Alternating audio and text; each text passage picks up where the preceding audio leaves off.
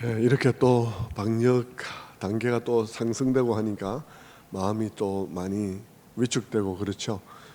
주중에도 여러 분들이 이번 주일 교회 예배 모임은 어떻게 뭐 예전처럼 모일 수 있냐 어떠냐 문의를 많이 하셨는데 문자를 보내지 않았습니다. 예전하고 똑같이 모일 수 있다고 문자를 보내는 것도 꼭 뭐 이런 상황에 다들 모이라는 얘기 같이 들릴 수도 있고, 그래서 그냥 문의하는 분만 대답을 드리고 그냥 다 문자를 보내지 다른 문자를 보내지는 않았습니다. 레귤러하게 보내는 것만 보내고요. 근데 교회는 그냥 특별한 간섭은 없고 우리 유초등부 주일학교들 미접종자들의 부분에 영향을 크게 받아서 아마 그것 때문에 학부형들이 교회를 나오기가 조금 약간 어려움을 겪고 있는 것 같아요. 그런 상황이라는 것 아시고 나머지 분들은 뭐 거의 상황은 동일합니다.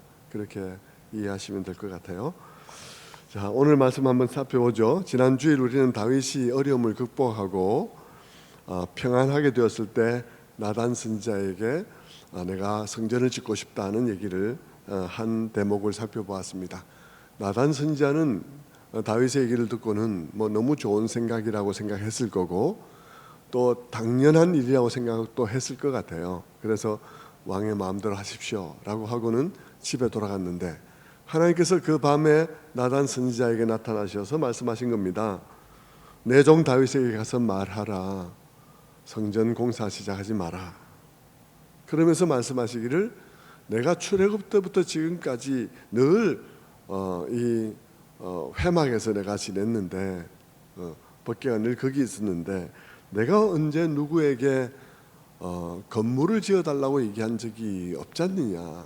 그 의미를 생각해 봐야지 마음대로 그렇게 성전을 짓겠다고 하느냐. 안 해도 된다. 이렇게 이제 말씀을 한 것이죠. 지난 주일 이 말씀을 살펴보면서 하나님께서 다윗의 제안에 거절을 하신 것은 여러 이유가 사실은 있는데요. 그 중에 가장 대표적인 이유를 다윗의 두려움을 보았기 때문이다라고 말씀을 드렸습니다. 그의 감사는 진실한 감사고 하나님 앞에 그의 예의 바름도 진정한 마음이지만 그러나 그 이면의 두려움을 본 것입니다. 그 두려움은 진정 사랑하는 하나님의 입장에서는 안타까운 일인 것이죠. 제가 뭔가 두려워하구나. 감사한 마음 좋고 정말 그렇게 예의 바르게 하는 것, 그 예의 정말 기특한데 그런데 그 마음에 두려워함이 쫙 깔려 있다는 사실은 참 안타깝구나. 내 사랑은 그런 사랑이 아닌데 네가 내 사랑을 신뢰하지 못하고 내 사랑 안에서 쉬지를 못하구나. 그것을 안타깝게 생각하셨다는 말씀을 드렸습니다. 물론 뭐 다윗의 마음속에 뭐 감사도 있고 예의 바름도 있고 그렇지만 사람이 한 가지 행동을 하는 데 있어서는 한 가지 생각으로 한 가지 행동을 하지 않습니다. 여러 가지 생각들이 그의 마음속에 있고 이렇게 해야 될 이유가 이거 있으면 하자 뭐 이렇게 이제 되는 거고 몇 가지 이유들을 이제 섞어서 생각을 하게 마련이죠. 그런 각도에서 다윗의 마음속에 진정한 감사와 진정 하나님 앞에 예의 바름이 그에게 있지만 그러나 그의 마음속에 두려움도 있다는 사실을 말씀드린 거예요. 사실은 그 두려움도 하나님께 버림받을까만 두려움이 아니에요. 사람의 두려움이라는 것이 사실은 그가 정치를 하고 있기 때문에 백성들의 마음 12지파 가운데 2지파의 지지를 받아서 나중에 결국은 12지파의 지지를 받아 왕이 되긴 했지만 이게 뭐 평촌만한 나라도 아니고 이게 어느 구석에서 무슨 일이 벌어지고 있는지 무슨 말들을 하고 있는지 알지 못하는 상황 속에서 마음에 또 불안함이 있었을 것이라고요. 여러 가지를 성전을 가지고 여러 가지를 생각은 사실은 한 거죠. 근데 제가 대표적으로 이제 복음에 초점을 맞추기 위해서 그 마음에 있는 두려움에 관해서 말씀을 드렸던 것입니다. 그가 두려워한 것은 사울 왕이 버림을 받는 것을 보았기 때문이죠. 왕이 되어도 버림받을 수 있다면 내가 지금 왕이 된 것에 대해서 감사하지만 나의 감사 며칠 갈 수 있을까? 불안을 떨쳐버릴 수 없는 것이죠. 그러다 보면 하나님과의 관계를 관리해야 되겠다는 생각이 들고 하나님께 뭔가 부담을 느낄 만한 일을 해드려야 될 것 같은 생각이 들고 그렇게 그런 마음들이 드는 것입니다. 그래서 그는 성전을 짓기로 한 것이죠. 그러나 여러분, 성전을 짓는다는 문제도 우리가 조금만 생각해 보면 금방 답이 나오는 것입니다. 성전을 지으면 과연 마음이 평안할까? 성전을 짓는다고 마음이 과연 평안할까? 성전을 짓는 동안에는 뭐 별 생각 없이 뭔가 한다는 느낌이 들고 하나님께서 기뻐하실 것이라는 생각이 들 것입니다. 그리고 성전 짓는 것은 오래 걸리는 일이니까 매일매일 현장에 나와서 이렇게 감독하고 지시하고 그러느라 뭔가 하나님께 해드린다는 마음이 있을 거예요. 하나님의 마음하고는 상관없이 자기가 해드린다는 마음의 기쁨이 있겠죠.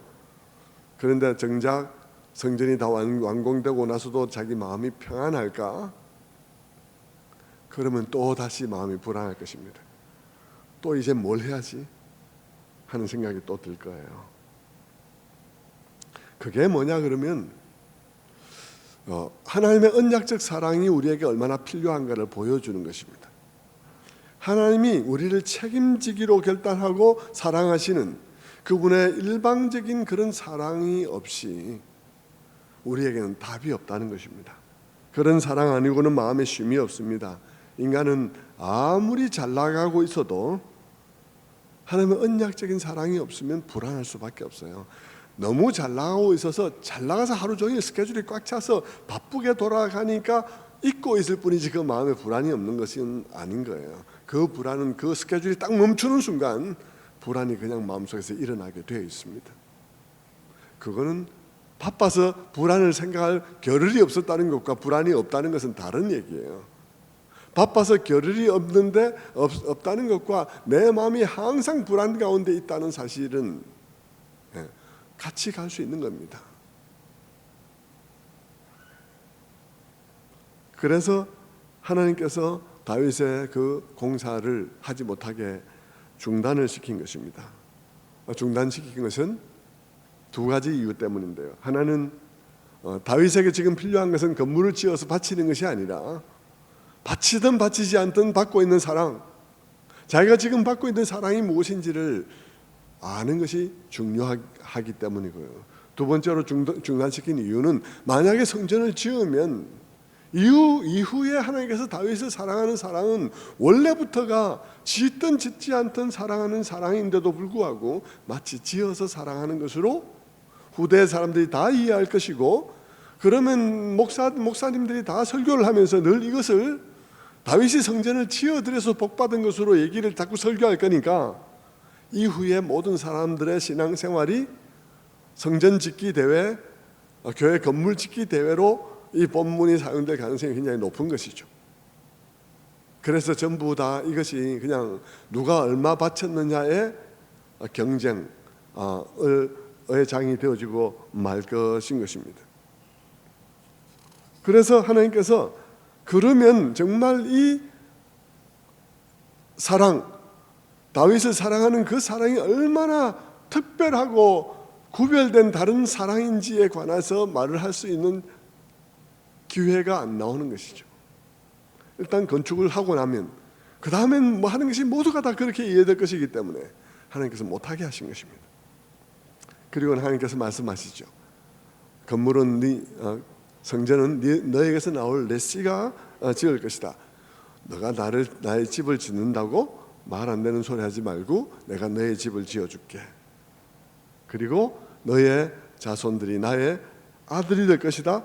그러면서 내가 그들을 인생 채찍과 사람 막대기로 징계를 할지언정 그들에게서 사울에게 그랬던 것처럼 은총을 빼앗는 일은 없을 것이다 라고 이제 말을 한 것입니다.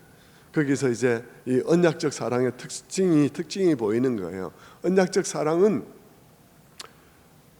그 사람의 잘잘못하고 상관없이 하나님께서 사랑하기로 결단한 사랑이기 때문에 그가 잘못해도 사랑하는 거예요. 잘해도 사랑하고. 그런데 자칫 그것을 사람들이 오해해서 그러면 아무 때나 살아도 되겠네 하다가는 징계라는 게 있다는 것입니다. 징계를 심하게 맞을 수 있다는 거죠. 사람 막대기와 인생 채찍으로 징계를 할 것이다. 그래서 버림받지는 않겠지만 아주 고통스러운 징계를 받을 수 있다는 사실을 말하는 겁니다. 여러분, 이 언약적 사랑, 그 사랑은 우리들에게 값싸고 아주 그 싸구려 사랑이 아닙니다. 많은 사람들이 십자가의 사랑에 대해서 그 십자가의 사랑이 마치 싸구려 사랑인 것처럼, 은혜인 것처럼 아무렇게나 살아도 되는 양, 그렇게 사람들이 자꾸 생각하는 경향이 있는데 그렇지 않다는 거예요. 구약의 다윗 언약도, 구약에서 복음을 가르쳐 줄 때도 다윗에게 그렇게 말한 것처럼 사람 막대기와 인생 채찍이 있다. 그것으로 맞을 수 있다는 사실에 대해서 기억하라고 하나님께서는 이 회초리를 가지고 거룩하게 만들어 갈 것이라고 말씀하고 있는 것이죠. 그게 언약적 사랑입니다. 결코 나쁜 징계를 받는 일이 없다는 것 아닙니다. 아무렇게나 살아도 되는 문제는 아니에요. 사람 막대기와 인생 채찍이 뭐냐? 그것은 잘 모르는데요. 그냥 두루뭉술하게 하나님께서 이미지로 대조를 시키는 것으로 보여집니다. 그 반대말을 생각해 보면 금방 잘 이해돼요. 사람 막대기, 인생 채찍의 반대말이 뭐겠습니까? 반대말은 하나님의 막대기, 하나님의 채찍입니다. 인생 막대기, 인생 채찍, 하나님의 막대기, 하나님의 채찍. 여러분, 권투를 해도요, 헤비급 선수한테 한 방 맞으면 뻗어버립니다. 하나님의 막대기, 하나님의 채찍. 사울 왕조는 완전히 무너져 버렸어요. 맞고는 그냥 완전히 왕조가 무너져 버렸습니다. 근데 하나님께서 다윗에게 말하기를, 난 너와 너의 후손들에게는 인생 막대기, 인생 채찍, 사람 막대기로만 때릴 것이다. 그래서 다윗 왕조는 오래 가죠. 잘 무너지지 않았습니다. 그럼에도 불구하고 하나님이 이렇게 말했는데도 불구하고, 그러나 유다 왕국은 결국 멸망하고 말아요. BC 586년에 바벨론에 의해서 패망을 하죠. 그래서 이 약속은 마치 어긋난 것처럼 보이게 됩니다. 충격적이죠. 그러나 여러분, 그때에도 선지자들은 새로운 메시지를 들고 나와서 선포하기 시작합니다. 그들은 결코 이스라엘이 망해버렸다, 끝이다, 이렇게 선포하지 않았어요. 그들은 그렇게 선포할 수 없는 것은요, 하나님의 신실하심 때문입니다. 하나님의 사랑이 그런 사랑이 아니기 때문이에요. 인생 막대기로 때리고 인생 채찍으로 때릴지언정 너에게서 은총을 빼앗지 않겠다고 말한 거잖아요. 선지자들이 메시지를 선포할 때 메시지의 근거가 뭐겠습니까? 근거가 있어야지 선포하지 않겠습니까? 어느 날 기도하는데 내 마음에 그런 감동이 왔다, 선포할 수 없죠. 무조건 확인해야 될 거 아니겠습니까? 뭘 가지고 확인할 거예요? 그들에게 주어진 말씀 가지고 확인할 수밖에 없는 거예요. 말씀 가지고.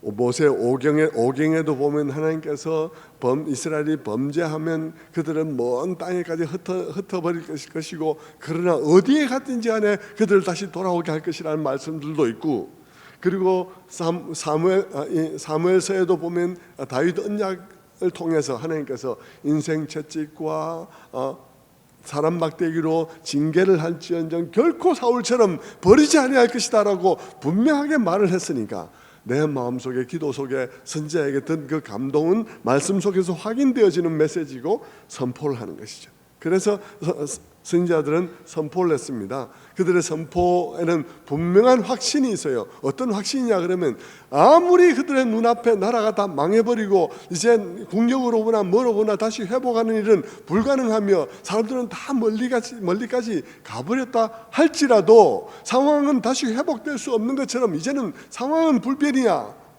아무리 그렇게 보인다 할지라도 불변하는 것은 하나님의 언약적 사랑이 불변하지, 이 불변할 것 같은 보이는 상황은 변할 수 있는 것이라고 본 것이죠. 무엇이 변할 수 있고 무엇이 변할 수 없는 것이냐의 문제를 두고 얘기를 할 때 선지자들은 하나님의 사랑이 변할 수 없는 것이지 상황이 변할 수 없는 것은 아니다, 아무리 절망적인 상황처럼 보인다 할지라도 그러하다는 것입니다. 오늘 교회에도 동일하게 적용돼야 할 것입니다. 오늘 교회들이 막 나락으로 떨어지고 있고 굉장히 그 교회들의 상황들은 나빠 보이지만 여러분, 그래도 우리의 기도의 근거에는 무엇이 있어야 되겠습니까? 하나님의 언약이 있는 것입니다. 그 언약의 하나님이 교회를 향해서, 다윗 왕조를 향해서, 다윗 언약의 후예들을 향해서 뭐라고 말합니까? 결코 무너지지 않는 나라를 줄 것이다 라고 말한 것이죠. 그게 이제 우리가 좀 이따 살펴볼 예수 그리스도의 나라인 것이죠. 교회인 것입니다. 교회가 정화되느라 쪼그라들고 매를 심하게 맞아서 쪼그라들고 짓밟힐 수는 있지만 결코 그것은 끝이 아닌 거죠. 기도할 사람들의 기도의 근거가, 선지자들의 선포의 근거가 거기에 있어야 하는 것처럼 기도하는 사람의 기도의 근거도 또한 거기에 있어야 하는 것입니다.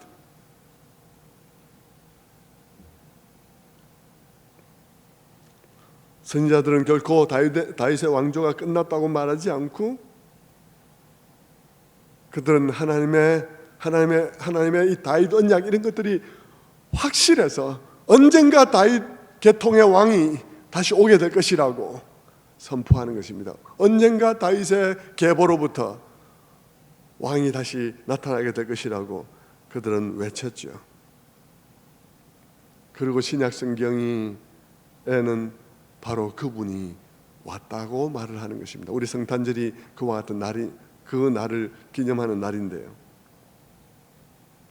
신약 성경은 그분이 오셨다고, 다윗 계열의 그 왕이 오셨다고 우리에게 선포하는 것입니다. 그 선포를 우리는 복음이라고 말합니다. 유앙겔리온이라고 하죠. 유앙겔리온이라는 이 말은 여러 차례 부목사님도 얘기하고 저도 얘기하고 했지만, 유앙겔리온이라는 그 말, 복음이란 말의 뜻은 항상 그것이 황제의 탄생, 새로운 황제의 탄생이나 황제의 등극, 새로운 그 통치자의 등장 이런 데 사용되어지는 말이고, 그 다음에 전쟁에서 승리의 소식 이런 것을 가리켜서 말할 때 유앙겔리온이라고 말을 했습니다.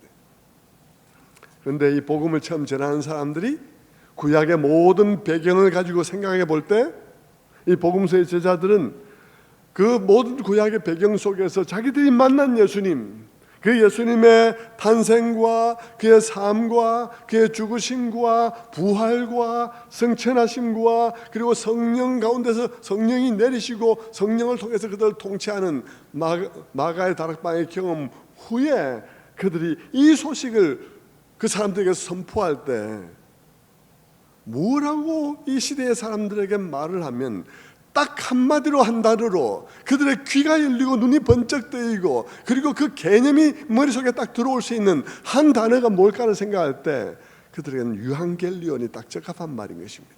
왜냐하면 그들이 전할 이 예수 그리스도는 왕이요, 왕의 탄생이고 새로운 통치의 출발이요, 새로운 나라가 생긴 것이요, 그가 왕으로 등극한 것이요, 그리고 그분이 이 땅에 오신 것은 인간의 모든 그런 실패와 그들의 반역과 그 반역의 역사에도 불구하고 하나님의 지혜와 능력의 승리요, 그분의 모든 생명과 죽음에 대한 그분의 생명과 능력의 승리이니까 이것이야말로 우리가 전하려는 이 소식이야말로 왕의 등장과 나라의 그 탄생과 그리고 왕의 등극과 그리고 승리를 전하는 소식이니 이것이야말로 유앙겔리온에 해당되는 것이죠.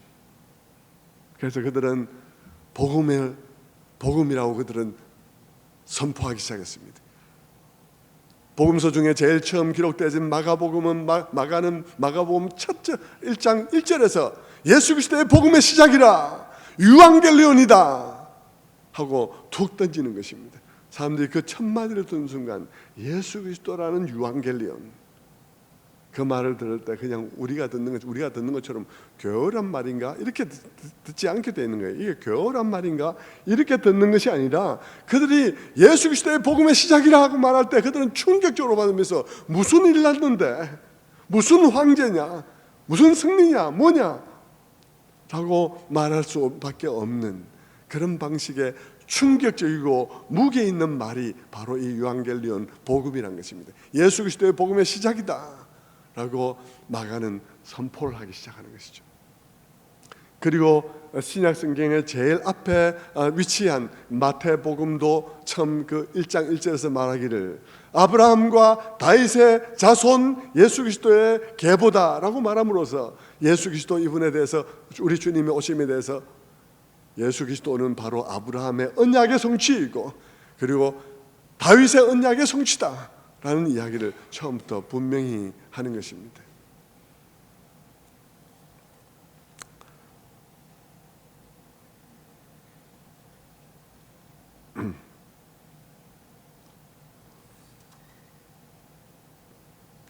그리고 누가도 그 예수 그리스도의 탄생에 관한 이야기를 하면서 들에서 양을 치는 목자들에게 천사들이 나타나서 기쁨의 좋은 소식을 전한다고 하면서 무슨 말을 어떻게 합니까? 누가복음 2장 10절에서 말하기를 보라 내가 온 백성에게 미칠 큰 기쁨의 좋은 소식을 너희에게 전하노라.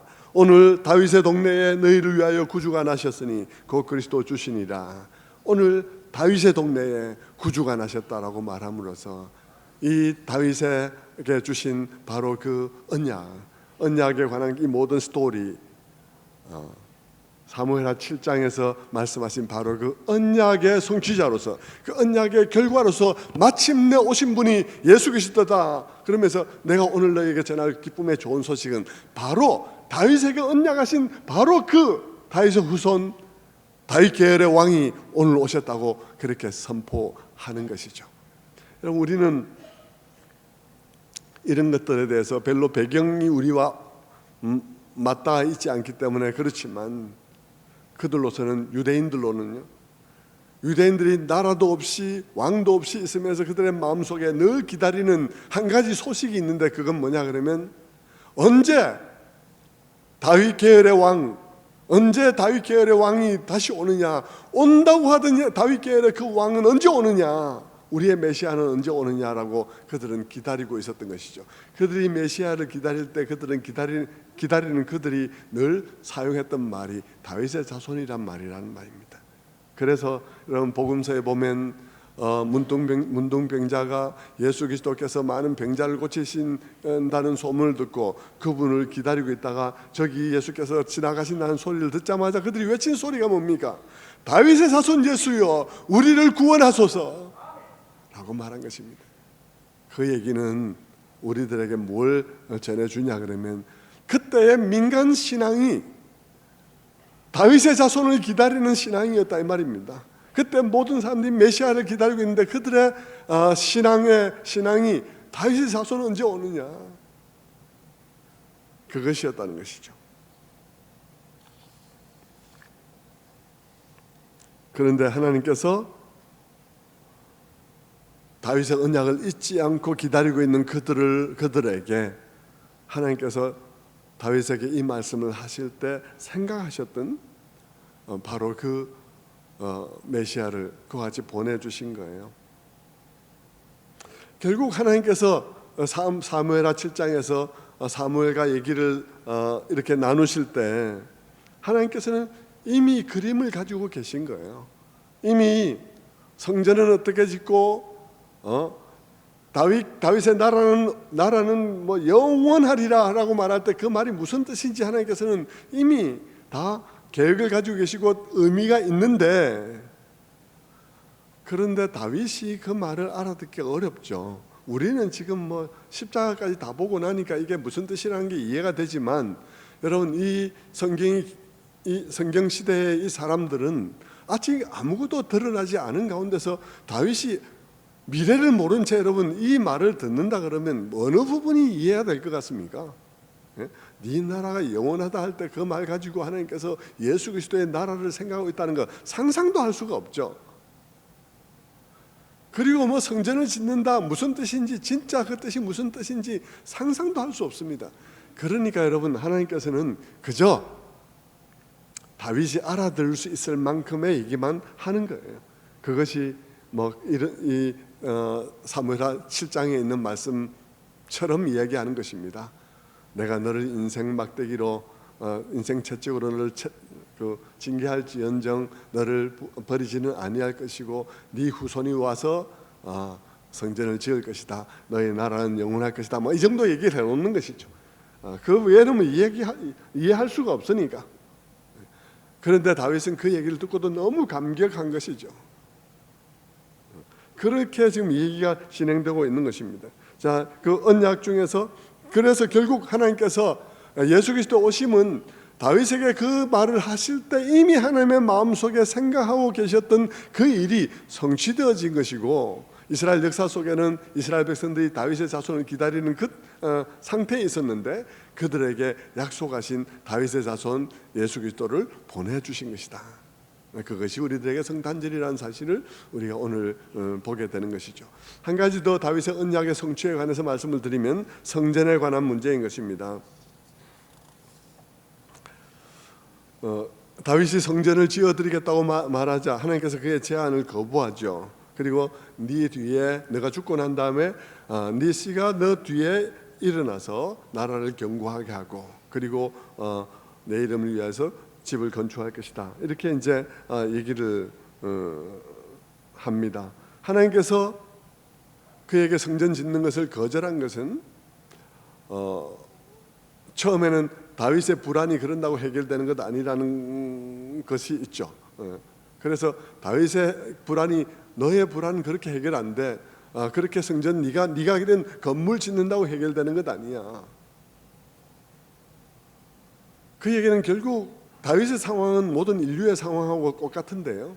인류의 상황도 불안하고 항상 언제든지 버림받을 수 있는 것 같은 사랑밖에는 받아본 적이 없고 그런 인류에게 다윗을 통해서 다윗의 케이스를 통해서 하나님께서 말씀하시는 것입니다. 너희들의 모든 불안한 상황들 무엇을 해도 해결할 수 없는 그 마음의 불안들을 내가 너희와 언약을 맺음으로써 너희가 언약 백성이 됨으로써 내가 언약 가운데서 너희에게 참 취소할 수 없는 사랑을 너희에게 줄 뿐만 아니라 그 사랑이 부당한 사랑이 되지 않기 위해서 성전 또한 너희들의 속죄를 하기 위한 성전 또한 너희에게 허락할 것이다. 이렇게 얘기를 한 셈인 거예요.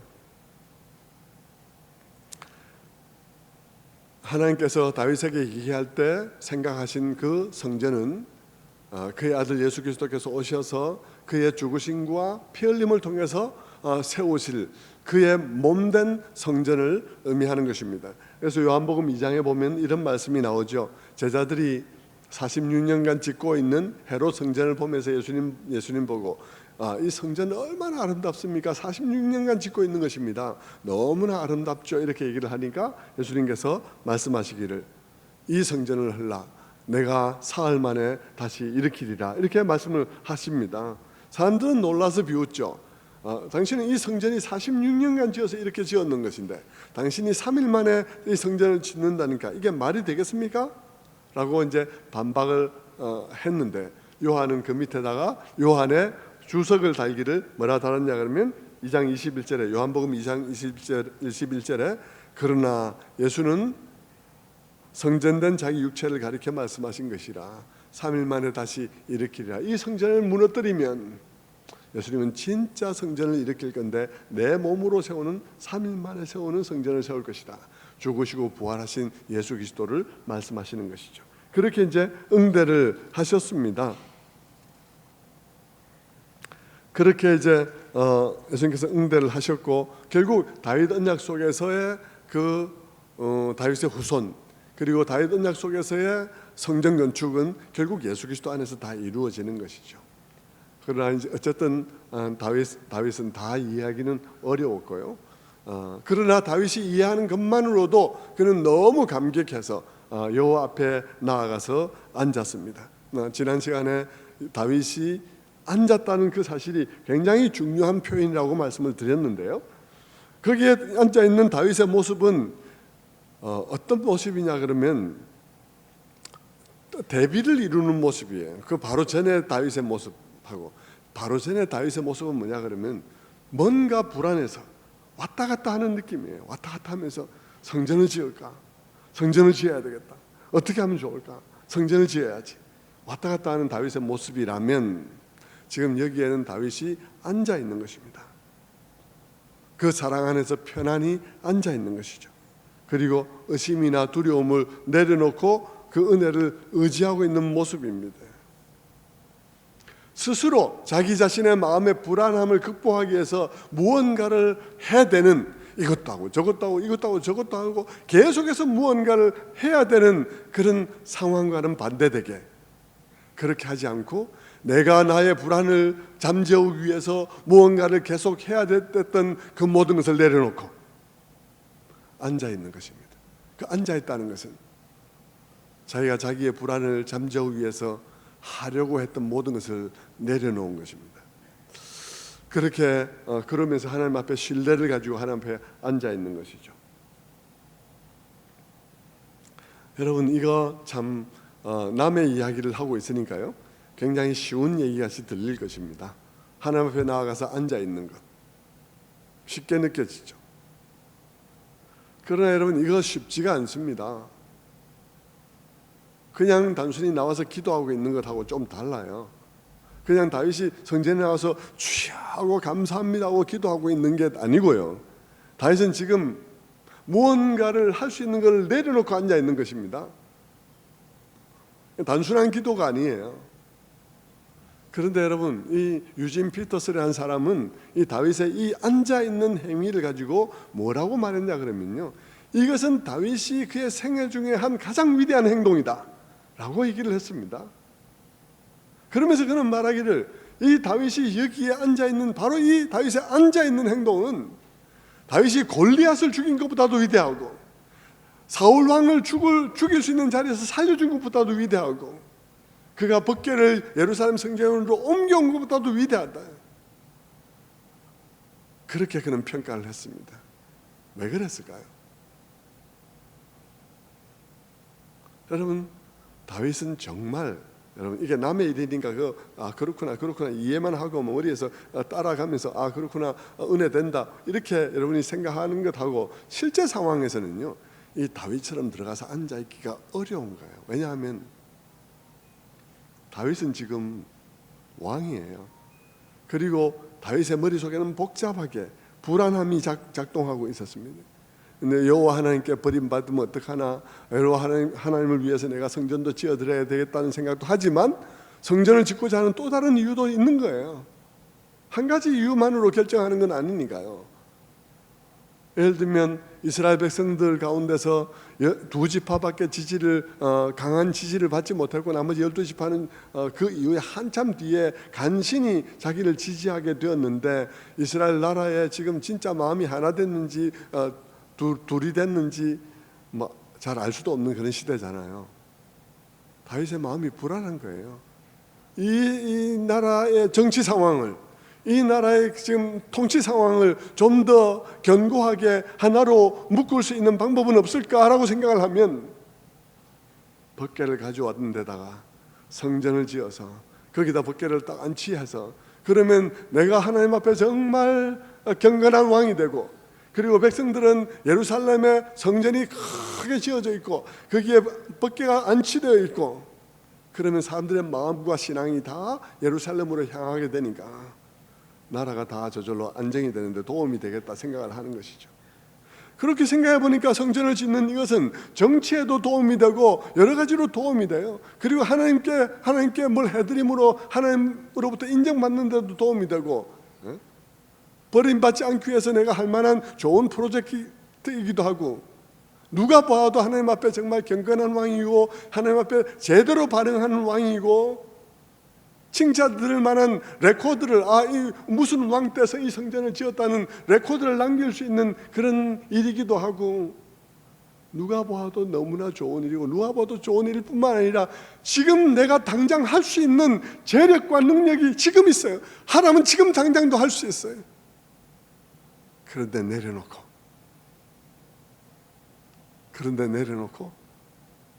하나님 앞에 나아가서 내가 나를 위해서 도모하는 모든 것들, 나의 모든 계획과 내가 할 수 있었던, 지금 당장이라도 할 수 있는 그것을 내려놓고 하나님을 바라보면서, 하나님이 나의 하나님 되심이 나의 모든 것입니다. 바라보는 일, 그거는 정말 쉬운 일이 아닌 거죠. 우리 지난 금요일 날에 우리 서원소 목사님이 기도를 인도하시면서 그랬어요.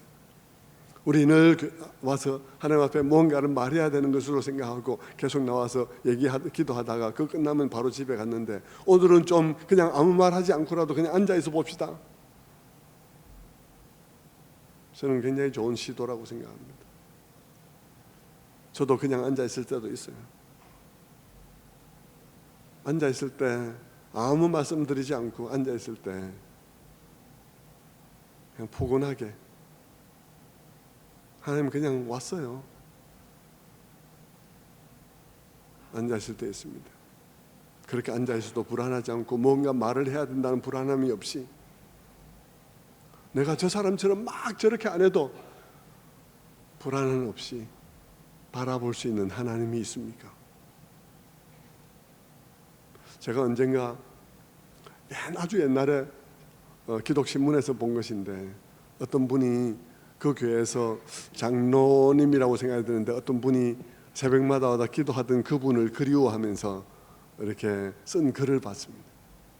글에는 뭐라 되어 있냐 그러면, 그분은 길게 기도하고 가지도 않았는데 매일 새벽에 왔다는 것입니다. 매일 새벽에 오면 그분이 왔구나 하는 것을 기도하다 보면 안다는 것입니다. 왜냐하면 너무 특별하게 기도하기 때문인데, 그분은 교회 오면 항상 큰 소리로 아버지 대근이가 왔습니다. 그리고 좀 있다 가만히 앉아서 있다 간다는 거예요. 그 다음날 와서 또 아버지 대근이가 왔습니다 하고 간다는 거예요. 그런데 그 사람의 그런 별 말 없이 그러나 와서 아버지 대근이가 왔습니다 하고 말하는 거기서, 그 사람이 거기 와서 아버지 왔습니다 하면 언제든지 환영하는 아버지가 있음에 대한 확신, 아무 말하지 않고 앉아서 아버지 내가 왔습니다 하고 말해도 환영받을 것이라는 확신을 그 말 속에서 느꼈다는 것이죠. 그리고 그 목소리가 그립다, 그렇게 얘기하는 것을 제가 본 적이 있습니다.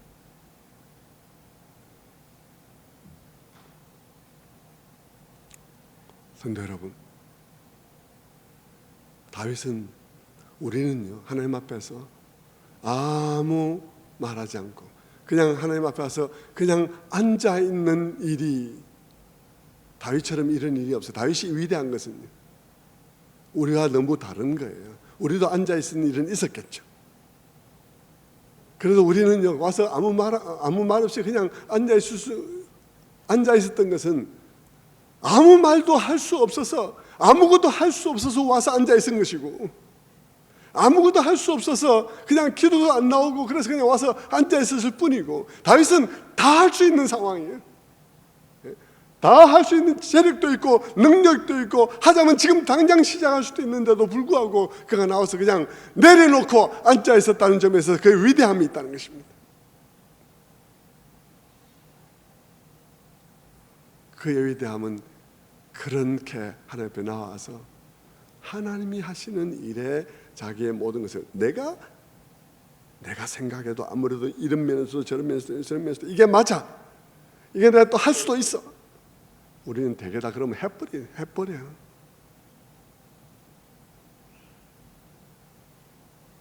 그런데 그는 내려놓고 하나님 앞에 앉아 있었다는 것이죠.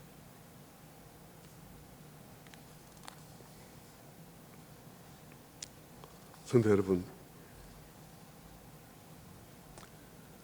오늘 우리들에게도 하나님을 그렇게 바라보는, 볼 수 있는 그런 믿음, 그런 하나님이 우리에게 있었으면 좋겠습니다. 시편 27편에서 그러는 것처럼 내가 하나님께 바라는 것 한 가지, 단 한 가지, one thing, 내가 딱 바라는 것, 그 한 가지를 내가 바라리니 곧 내가 내 평생의 여호와의 집에 살면서 여호와의 아름다움을 바라보며 성전에서 그를 갈망하는 것이라. 평생의 여호와의 집에 가면서 여호와의 아름다움을 바라보며, 여러분, 이것이 참 중요한 말이죠. 우리는 어디 가면, 놀러 가서 경치 좋은 데 가면 너무나 좋아서 어떻게 합니까? 그냥 거기 앉아서 그냥 그것을 바라보고 앉는 거예요. 야, 정말 마음도 차분해지면서 너무 좋은 거예요. 성전에서 그런 것처럼 바라볼 여호와의 아름다움을 보고 있습니까? 다윗은 지금 하나님의 전에 나아가서 하나님께서 그에게 부어주시는 그 사랑, 너는 네가 성전 짓는 거 짓지 마. 너가 지어서 내가 사랑받는다고 생각하는 거 그만둬. 너는 네가 받고 있는 사랑을 알아. 사랑부터 먼저 알아. 너가 어떤 사랑을 받고 있는지 너가 알아야 돼. 난 너에게 은총을 거두지 않을 거야. 너는 사울 같은 사랑을 받고 있는 게 아닌 거야. 집은 네 후손이 지어도 돼.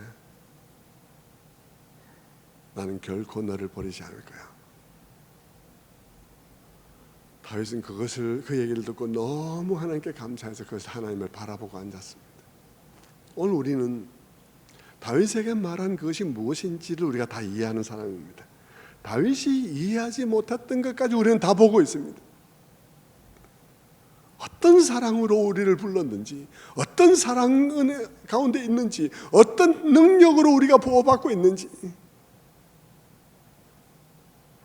우리가 뭘 해서가 아니라 뭘 해도 안 해도 사랑받는 그런 사랑을 우리가 받고 있는데, 그것이 어떻게 예수 그리스도의 십자가로 확증됐는지,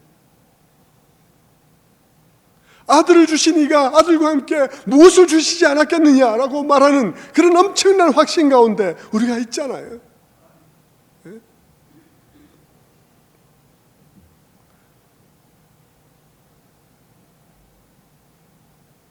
사도 바울이 그런즉 우리가 믿음으로 의롭다 하심을 얻었은즉 이제 하나님과 화평을 누리자 라고 말한 그런 단계에 우리가 있잖아요.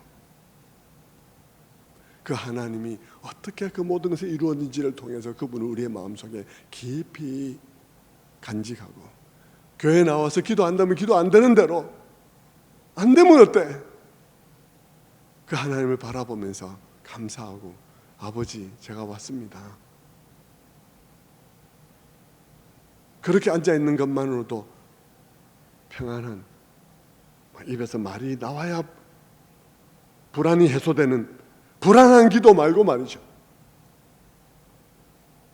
아무 말을 하지 않아도 평안한, 남들이 막 기도하고 있어도 그래, 기도하는 사람 기도하고 나는 바라보고 하나님을 바라보고 평안한 그런 하나님을 여러분은 모시고 계시냐는 것입니다.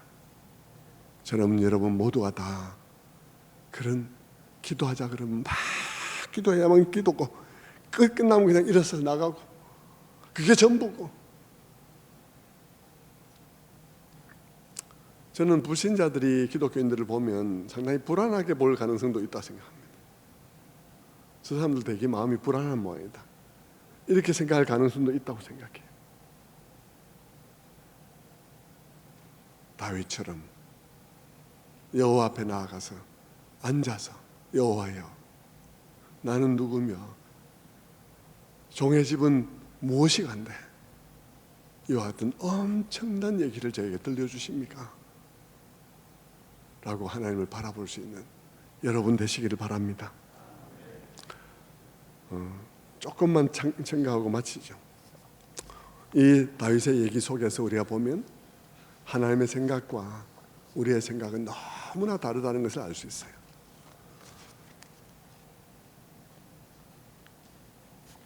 다윗은 백향목궁전에 거하면서 불편하게 생각했어요. 하나님만 백향목궁전에 하나님은 거하지 않는데 내만 백향목에 있는 것이 불편하게 생각하고, 하나님이 그것을 불편하게 생각할 것이라고 생각하고, 또 백향목으로 지어드리면 좋아할 것이라고 생각하고, 성전을 지어드리면 좋아할 것이라고 생각을 했습니다. 그러나 여러분, 다윗의 모든 생각은 다 틀렸어요. 하나님께서는 그 집을 지어주기를 원하지도 않으셨고요, 하나님은 백향목집에 살고 싶지도 않아요. 그냥 모르니까 자기 일을 투사한 것이죠. 내가 백향목을 좋아하니까 하나님도 좋아할 거다 생각을 한 것입니다.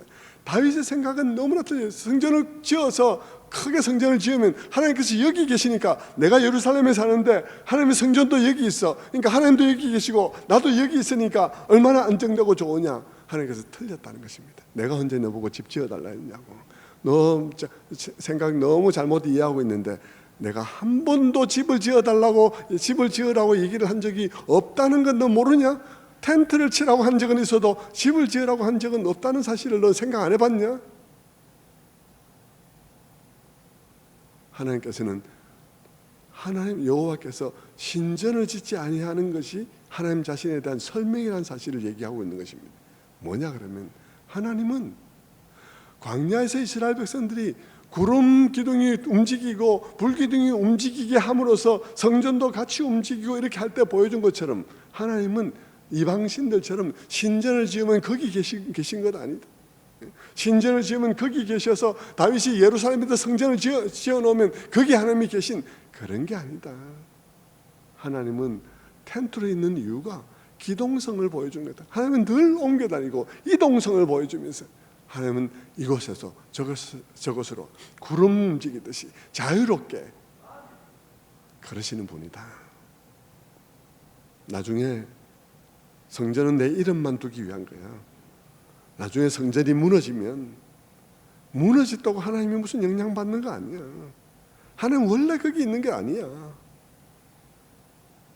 나는 이스라엘 백성들이 있는 곳을, 또 이스라엘 백성들을 이끌고 이곳을 저곳을 이동해서 다니는 것처럼, 너희가 포로를 가면 포로는 거기에도 나는 있을 수 있는 거야.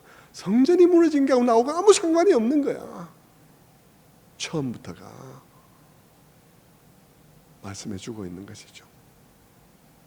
크리스마스, 올해 크리스마스는 정말 아무 내용이 아무것도 없을 수 있습니다. 아무 영향이 없어요. 아무 상관이 없다고요. 하나님은 그런 데 매이는 것이 아닌 것이죠. 다윗의 생각은 다 틀린 것입니다. 성전을 지으면 여기 계시고 나도 여기 있으니까 더욱더 안전하고, 아니다. 내가 언제 집 지어달라 했냐. 내가 살 집은 없던 거야. 그런 식으로. 백향목, 그건 네게나 좋지 내게 좋은 것은 아니야. 마지막으로 우리에게 적용을 해보면서 마칩시다. 우리가 그럴 거라고 생각하는 것 중에 안 맞는 것이 얼마나 많을까. 다윗도 틀렸고 나단도 틀리고 우리도 틀린 이 이야기들을 볼 때, 오늘도 우리는 우리가 우리 마음대로 내가 좋아하는 것을 그분도 좋아할 것이라고 생각을 하고 있는, 그래서 정말 헛다리 짚고 있는 것들이 얼마나 많을까 생각하면, 우리가 하나님에 대해서 주장하며 서로와 다툴 때, 또 누구를 비난할 때 굉장히 조심해야 될 거라는 생각을 하게 되는 것이죠. 내가 내 생각에 누가 마음에 안 듭니까? 나는 이렇게 돼야 된다고 생각하는데 그 사람 마음에 안 듭니까? 여러분, 안 맞을 수 있습니다. 틀릴 수 있습니다. 그러니까 여호와의 하나님의 생각과 우리의 생각이 얼마나 다른지, 그리고 여호와의 생각은 얼마나 깊은 것인지, 다윗 당대에는 상상도 할 수 없는 생각을 하나님께서 가지고 계시고, 그 생각은 먼 훗날 그렇게 만들어지는 성전, 신자들의 심령의 성전이 되어지고, 신자들의 그 모임인 그들의 공동체가 그 성전이 되어지고, 그의 아들 예수 그리스도가 성전이 되어지는 그런 성전, 이동성이 있고 건물에 갇혀져 있지 않은 그런 성전을 생각하는 하나님의 생각은 사람들이 생각하는 생각들과 너무나 다른 생각을 갖고 있는 것입니다. 오늘도 여러분, 우리 모두가 다 그 하나님을 더 알아가는 여러분들 되시기를 바라고, 그 하나님 안에서 우리 하나님 너무 다르신 분이시다, 너무 달라서 사람의 머리로 생각할 수 없었던 하나님이다, 그 하나님이 우리에게 자신을 알려오셔서 내가 그분을 이와 같이 알고 있다라고 고백하며 감사할 수 있는 그런 여러분들 다 되시기를 주님의 이름으로 축원합니다. 기도하겠습니다.